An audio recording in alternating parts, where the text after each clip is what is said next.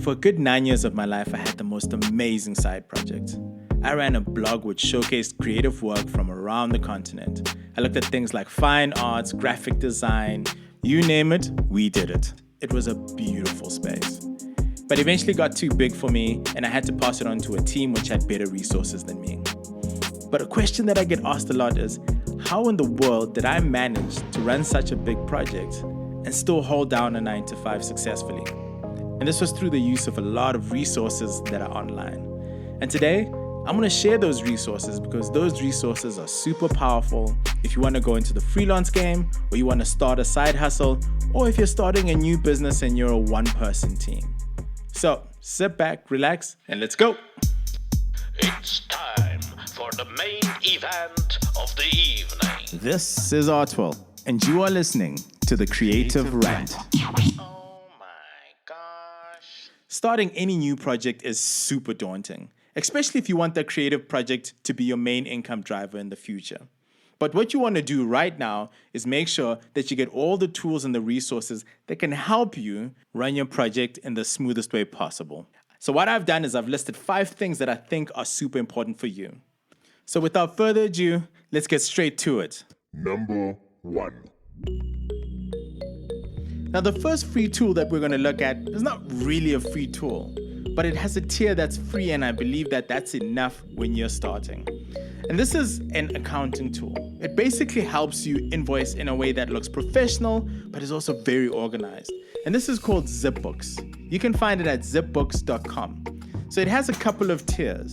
And the first tier is free, and then it starts from $15 going upwards. Now, the free tier allows you to send unlimited invoices, manage unlimited vendors and customers, accept digital payments via PayPal and Square, view basic reports, and last but not least, allows you to connect one bank account. Now, when you're starting off on a side project or a new business, that's all that you need. Eventually, when you get bigger and bigger, you can then expand to the other tiers. Now, the beauty of this product is that the dashboard allows you to get a holistic view of what your revenues are, what your expenses are, what your profits versus losses are. Everything is in one place. And you don't have to worry about having a ton of folders with invoices and receipts, all that kind of stuff.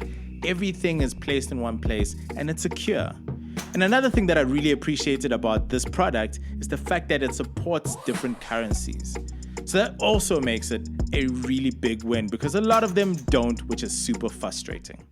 Number 2. The next tool I'm going to share is an easy-to-use productivity tool, and it's called Trello, and you can access it at Trello.com. It is a super basic tool. All it is a list-making app. So what you do is you create a whole lot of lists, you drag each one of your tasks into different bins. That one task can be dragged into the complete bin, the other task can be dragged into the Monday bin, another task can be dragged into the Wednesday bin. It is that simple. The beauty of it all is that you can then also share your bins with other people. So other people can then drag and drop whatever things that they're doing. So you can get really collaborative about this. And on top of that, you're also able to sync with your mobile device. So as you're on the move and you're finishing off tasks, you can swipe left and right and get all these things completed and placed into different bins. Super easy to use, especially if you're in a small team. And on top of that, you can also connect it onto Slack. So it has lots of functionality that is also expandable. I really like this tool because it does not require a PhD to use. And now a word from our sponsors. What you doing, Daddy? Hey, baby girl. I'm making a podcast so I can take over the world. That's so nice. You're right, my boy. It does sound nice. Number 3. If you're going to go into the freelance world, the one thing that's very important to you is the ability to bill by the hour in the most efficient, fair, and realistic way possible. And the only way to do this is to get a good software that guides you and does it in a way that is not intrusive and is intuitive.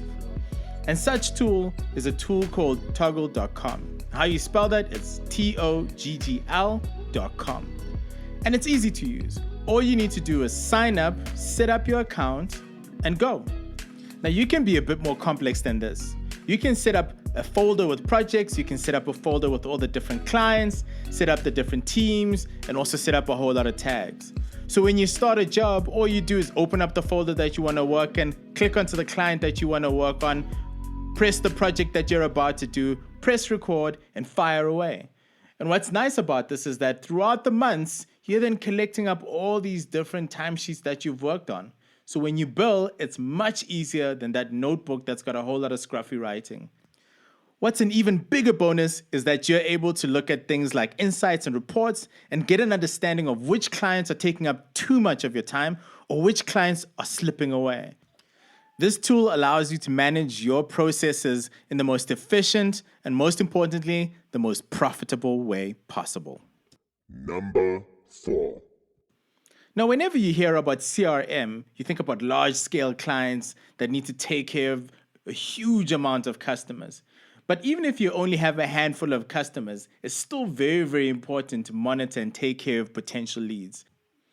A tool that can help you with managing your CRM is called Streak, and you can find it at streak.com. Now, it's not completely free, but they do have a pillar which is free. And this free gives you basic CRM management of 500 clients. And then from there, you can also do things like merging your mail, email tracking. And what's nice about this tool is that it connects onto your Gmail. So within your Gmail account, you can actually see your potential leads and customers you need to talk to and potential opportunities right there within your email. Now, I'm sure some of you are going, but it's only free for 500 customers. Well, if you bypass 500 customers, you should be paying for the premium version. This is an awesome tool. It's a great way for you to start looking outside of just the clients that are in front of you, but opportunities that may pass you by in the coming future. And now, the random fact of the day. Did you know that creative people are more likely to be situationists? I have no idea what that is. And so concludes our random fact for the day. Number 5. If you're looking to have regular communications with your customers, then email is the way to go. It's the most appropriate way to communicate with them, but it's also the most powerful when it comes to email marketing. Now, when you talk about email marketing, the first name that should come up in your head is MailChimp.